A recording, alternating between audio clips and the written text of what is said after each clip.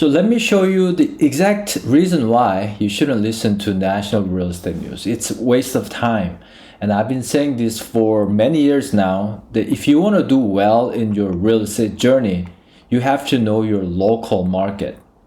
And today I spent some time to give you an example. And I'm going to give you an example based on my neighborhood, which is the zip code 97229. But when you say 97229, it sounds kind of small, but it's actually really big. There are different neighborhoods and it's within 2 different counties, 3 different high schools, and I haven't counted how many elementary schools, but it's very different. So to break it down, first of all, let me show you.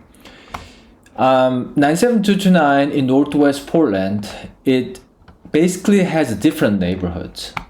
For example, it starts from the area and unincorporated city names or neighborhoods. The boundaries can be pretty vague here, but like it starts from the west, from North Plains, Rock Creek, Bethany, Cedar Mills, Forest Heights.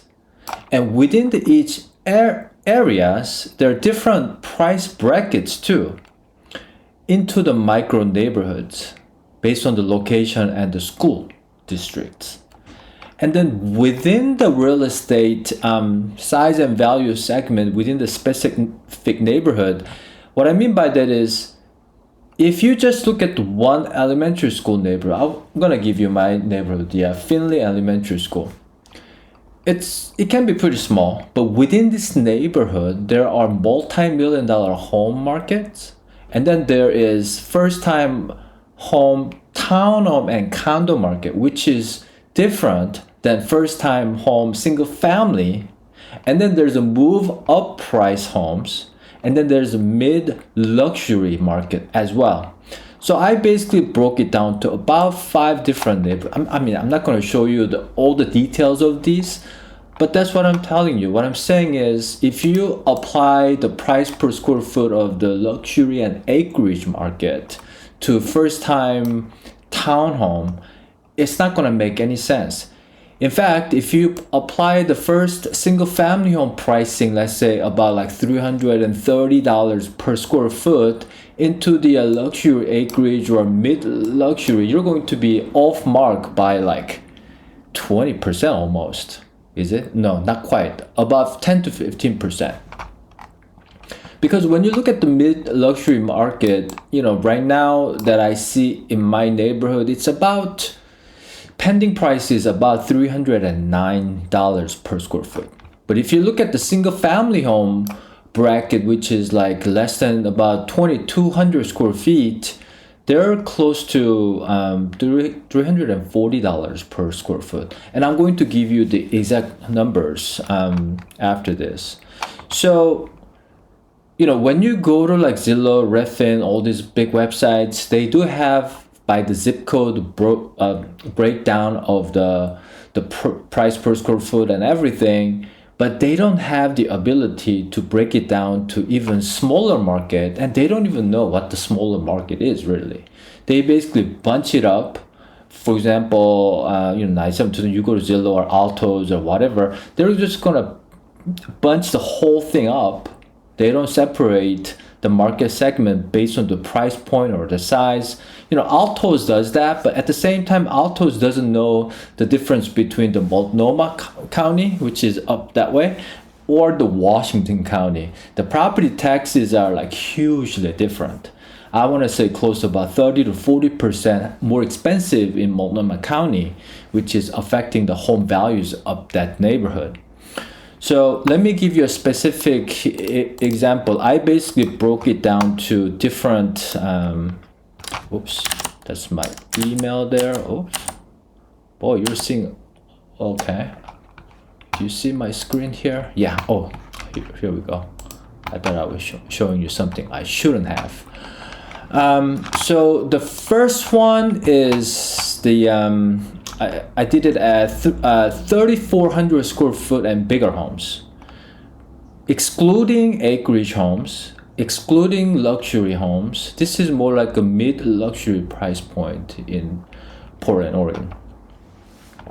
you can see right there, $318 per square foot is the active price, and then $301 is a pending price, and then 16 sold in the last 3 months is a $304 per square foot. What it tells me that pending is actually lower, $3 lower than the sold price, which means it's 1% less than the asking price compared to what is sold 3 months ago. So if you price right now, when you list, you price at 304, unless your home is really nice compared to the other homes, you may not get offers. But in fact, about eight active listings are at $318. And a lot of the home sellers might think that I want to have a room to negotiate downward.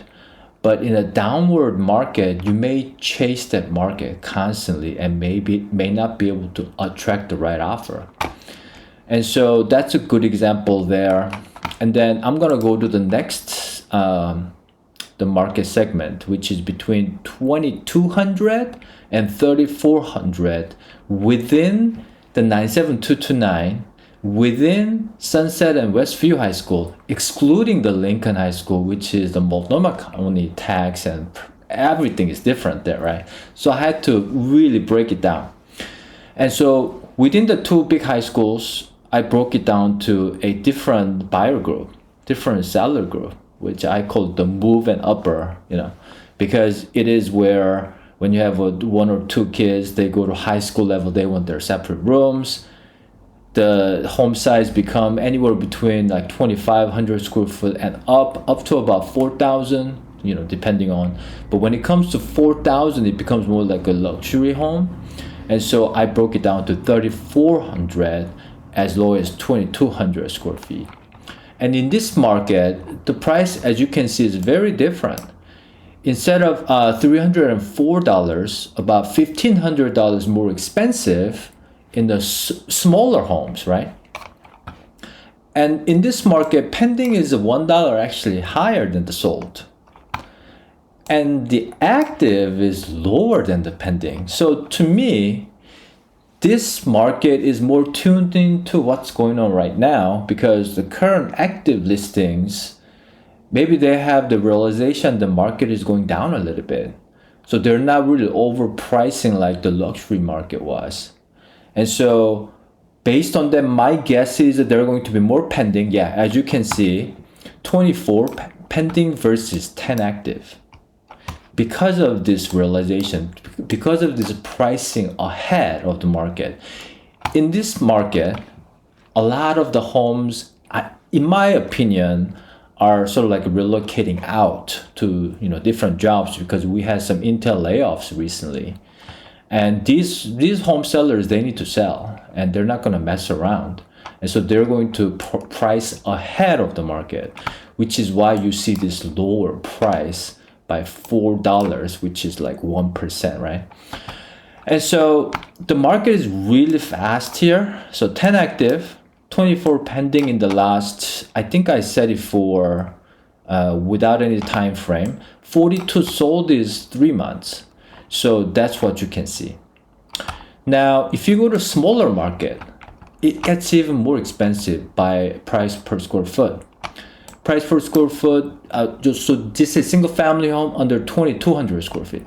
$375 per square foot, because when the single family home size gets smaller, price per square foot goes up because the land value is the same, or more, land value doesn't. So what I'm saying is, when you build a smaller home and a same size lot, it gets more expensive than bigger homes.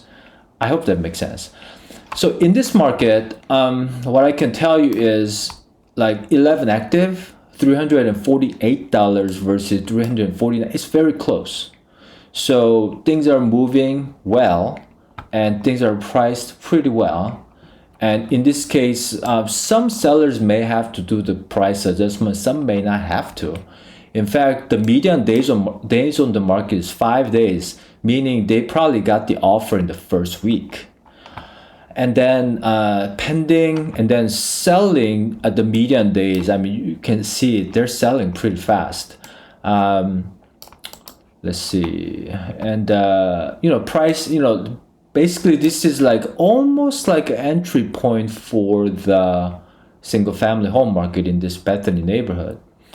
So if you compare the different size homes, different buyer segment pricing, you can see from luxury, $304 per square foot that sold, compared to the smaller, the first time home, 375. So you just can't apply different segment within the same neighborhood.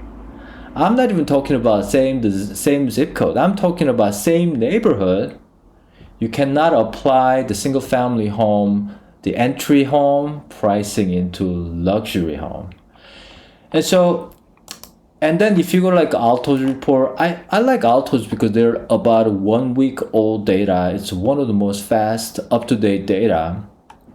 I believe the Redfin one is like once a month, I think. But they do have this market segment, they call it, right? So, but the tricky part is they don't have they don't distinguish between the two different counties. So when they say 97229, they're going to include Multnomah County, Lincoln High School, Forest Heights, as well as North Plains.